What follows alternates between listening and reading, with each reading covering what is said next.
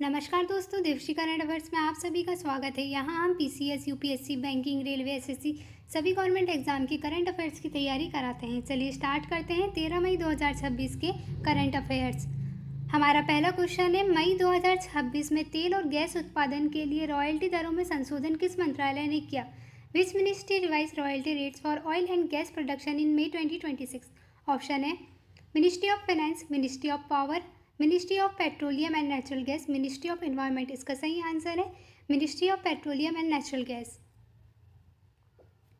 भारत सरकार के पेट्रोलियम एवं प्राकृतिक गैस मंत्रालय ने 8 मई 2026 को तेल और गैस उत्पादन पर रॉयल्टी दरों में संशोधन किया। ऑनशोर क्रूड ऑयल की रॉयल्टी 16.66 से घटाकर 10% और ऑफशोर 9.09% से घटाकर 8% की गई। प्राकृतिक गैस की रॉयल्टी 10% से घटाकर 8% की कर दी गई है। यह कदम उत्पादन को बढ़ावा देने और ऊर्जा क्षेत्र में निवेश आकर्षित करने के उद्देश्य से उठाया गया है, जिससे देश की ऊर्जा सुरक्षा मजबूत होगी। हमारा दूसरा क्वेश्चन है, भारत ने अप्रैल 2026 में रूसी एलएनजी कार्गो को क्यों अस्वीकार किया? Why did Indian reject Russian LNG cargoes in April 2026? Option है high cost, transportation issues, US sanction compliance, low quality. इसका सही आंसर है यूएस सैंक्शन कॉम्प्लियंस। भारत ने अप्रैल 2026 में रूस के एलएनजी कार्गो को इसलिए अस्वीकार किया क्योंकि वे अमेरिका प्रतिबंधों के दायरे में थे। एलएनजी को ट्रैक करना आसान होता है, जिससे प्रतिबंधों का पालन करना आवश्यक हो जाता है। हालांकि भारत ने रूसी कच्चे तेल की खरीद जारी रखी क्योंकि उस पर अस्थायी छूट थी। भारत ने यह भी स्पष्ट किया था कि वह ऐसे रूसी एलएनजी को खरीदने के लिए तैयार है जो प्रतिबंधों के अंतर्गत नहीं आते हैं। हमारा तीसरा क्वेश्चन है, कर्नाटक सरकार द्वारा शुरू किया गया काम्स क्या है? What is KAMS introduced by Karnataka government? Option है health scheme, attendance management system, education policy, transport system. इसका सही आंसर है अटेंडेंस मैनेजमेंट सिस्टम।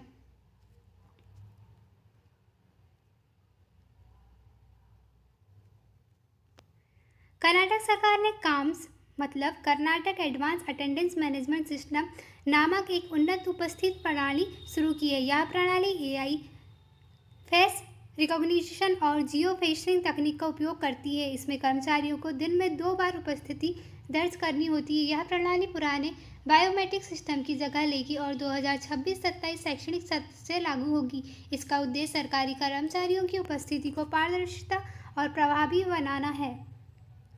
हमारा 6th क्वेश्चन है, नई चीनी एआई तकनीक अपशिष्ट जल को किसमें परिवर्तित करती है? What does the new Chinese AI technology convert waste water into? Option है हाइड्रोजन, ऑक्सीजन, अमोनिया, मीथेन। इसका सही आंसर है अमोनिया।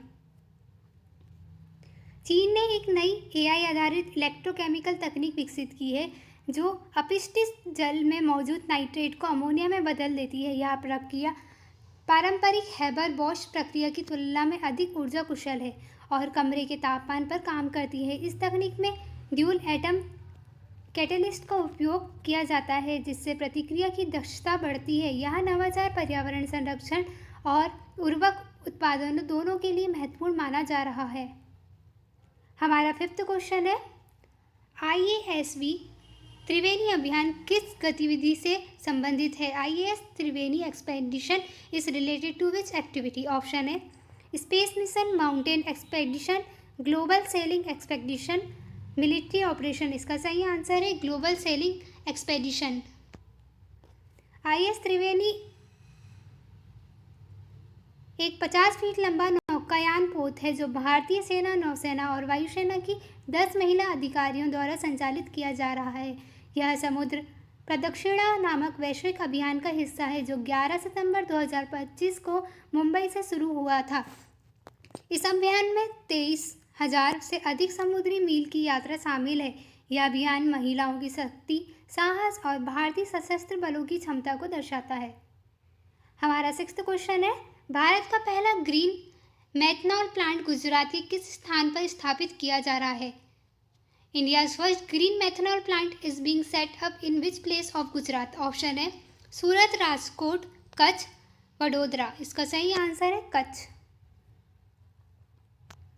भारत का पहला ग्रीन मेथनॉल प्लांट गुजरात के कच्छ में स्थापित किया जा रहा है। ग्रीन मेथनॉल एक स्वच्छ ईंधन है जो नवीकरणीय स्रोतों से तैयार किया जाता है और कार्बन उत्सर्जन को कम करता है। यह परियोजना भारत के ग्रीन एनर्जी लक्ष्य और नेट जीरो उत्सर्जन की दिशा में महत्वपूर्ण कदम है। इससे औद्योगिक क्षेत्र में स्वच्छ ऊर्जा को उपयोग मिलेगा और पर्यावरण संरक्षण को भी बढ़ावा मिलेगा। हमारा 7वां क्वेश्चन है, भारत का पहला इंट्रासिटी ड्रोन डिलीवरी ट्रायल किस शहर में आयोजित किया गया? India's first intercity drone delivery trials were conducted in which city? Option है हैदराबाद, मुंबई, बेंगलुरु, चेन्नई। इसका सही आंसर है बेंगलुरु। भारत का पहला intracity drone delivery trial Bengaluru में किया गया। इस तकनीक के माध्यम से शहर के भीतर सामान की तेज और सुरक्षित डिलीवरी संभव होगी। ड्रोन डिलीवरी से ट्रैफिक जाम की समस्या कम होगी और लॉजिस्टिक्स सेक्टर में क्रांति आएगी। यह पहल डिजिटल इंडिया और स्मार्ट सिटी मिशन के तहत आधुनिक तकनीक के उपयोग को बढ़ावा देने का एक महत्वपूर्ण कदम है। हमारा 8वां क्वेश्चन है, भारत की पहली समर्पित अल्कलाइन बैटरी निर्माण सुविधा किस कंपनी ने शुरू की? Which company commissioned India's first dedicated alkaline battery manufacturing facility? Option है Exide industries, Amara Raja, Eveready industries India limited, HBL power system. इसका सही आंसर है Eveready industries India limited.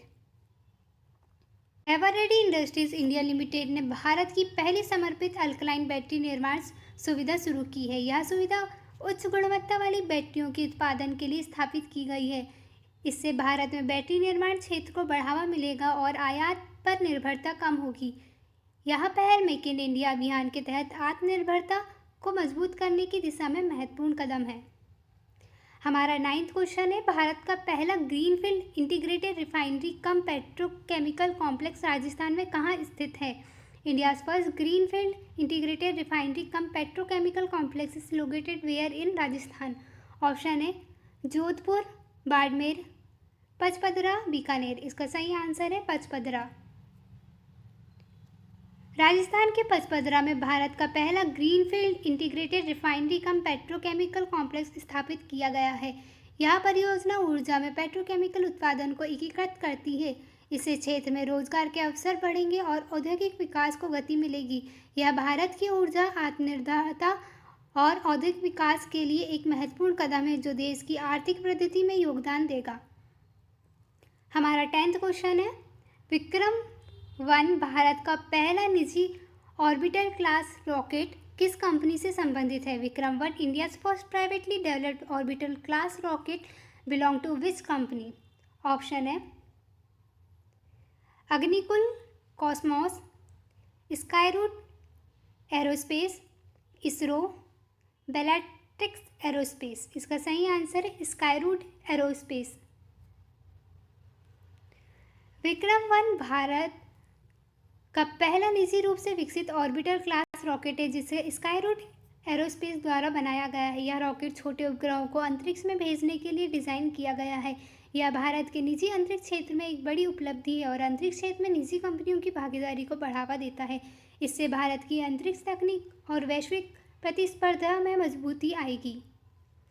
Friends, हम आपको 2 क्वेश्चन होमवर्क देंगे जिससे हमें पता चलेगा आपको कितने क्वेश्चन के आंसर याद है। इन क्वेश्चन के आंसर आप हमें कमेंट में बताएं। हमारा पहला क्वेश्चन है, भारत ने अप्रैल 2026 में रूसी LNG कार्गो को क्यों अस्वीकार किया? हमारा दूसरा क्वेश्चन है, भारत का पहला इंट्रासिटी ड्रोन डिलीवरी ट्रायल किस शहर में आयोजित किया गया? आपको वीडियो इन्फॉर्मेटिव लगती है तो प्लीज़ लाइक करें, चैनल को सब्सक्राइब करें, अपने फ्रेंड्स को शेयर करें। Thank you for watching.